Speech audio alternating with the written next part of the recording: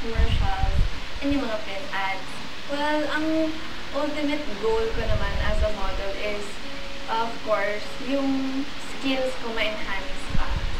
Well, everyday kasi we're learning eh.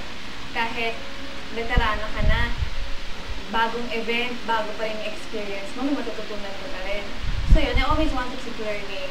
And dito kasi hindi ka mabobore eh. Kasi everyday, iba tao, ibang work, ibang experience. So yun, it's really fun. Well, sa mga aspiring models na nagtatanong rin sa akin, ang important kasi na itatak nila sa isip nila is yung kung gusto mong maging model, kailangan meron kang skill, confidence, and attitude.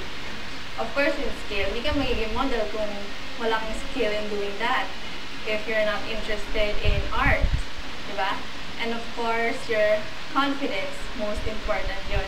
Kasi you can't do anything if you don't have any confidence. It will reflect sa ginagawa ko, sa photos mo, sa pagtingin sa ng tao, sa eyes mo, makikita nila kung hindi ka confident. And then, of course, yung attitude mo. It will be hard to work with people na hindi maganda yung ugali nila. Hindi ka rin kukunin ng mga tao. Kasi the industry is small eh. So, malalaman nila yan.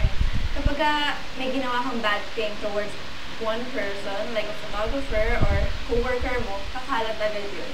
So, importante na may good attitude ka. And kahit na anong mangyari, always keep your feet on the ground.